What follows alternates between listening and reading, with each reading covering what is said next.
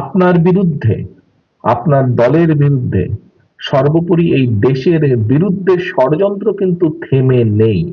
দুষ্টু লোকদের দুষ্টামি কিন্তু থেমে নেই। সেটি বাইরেই হোক, আমাদের বাইরেই হোক, সেটি আমাদের দলের ভেতরেই হোক, সেটি আমাদের দেশের ভেতরেই হোক, সেটি আমাদের দেশের বাইরেই হোক। এই দেশে যদি জনগণের সমর্থিত, যারা জনগণের কথা বলবে, জনগণের কথা চিন্তা করবে, যারা দেশের কথা বলবে, দেশের কথা চিন্তা করবে, এরকম কেউ যদি দেশ পরিচালনার দায়িত্বে থাকে, তখন দেশের স্বার্থ, জনগণের স্বার্থ নিরাপদ থাকবে।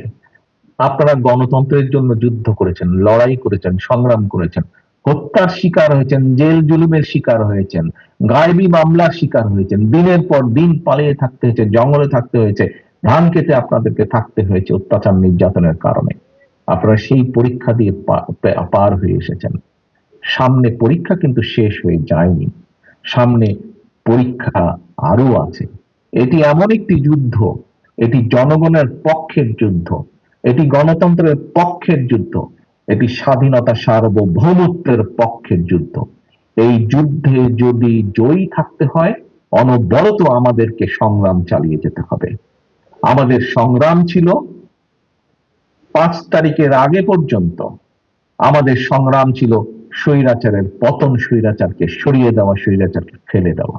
আলহামদুলিল্লাহ, আল্লাহর রহমতে বাংলাদেশের মানুষের সমর্থনে, বাংলাদেশের মানুষের দল মত নির্বিশেষে, শ্রেণী পেশা নির্বিশেষে সকল মানুষের অংশগ্রহণের মাধ্যমে আমরা সক্ষম হয়েছে, এই দেশের মানুষ সক্ষম হয়েছে খেদিয়ে দিতে, বিদায় করে দিতে, পালিয়ে যেতে বাধ্য করেছে দেশের মানুষ স্বৈরাচারকে। এখন সংগ্রাম দেশের স্বাধীনতা রক্ষার সংগ্রাম, সার্বভৌমত্ব রক্ষার সংগ্রাম, একই সাথে দেশ গড়ার সংগ্রাম শুরু হয়েছে।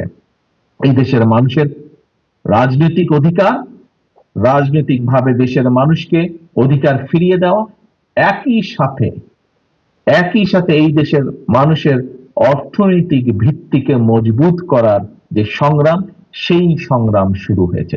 এবং এই সংগ্রামকে নেতৃত্ব দিতে পারবেন একমাত্র আপনারা, অর্থাৎ বিএনপি নেতৃত্ব দিতে পারবে।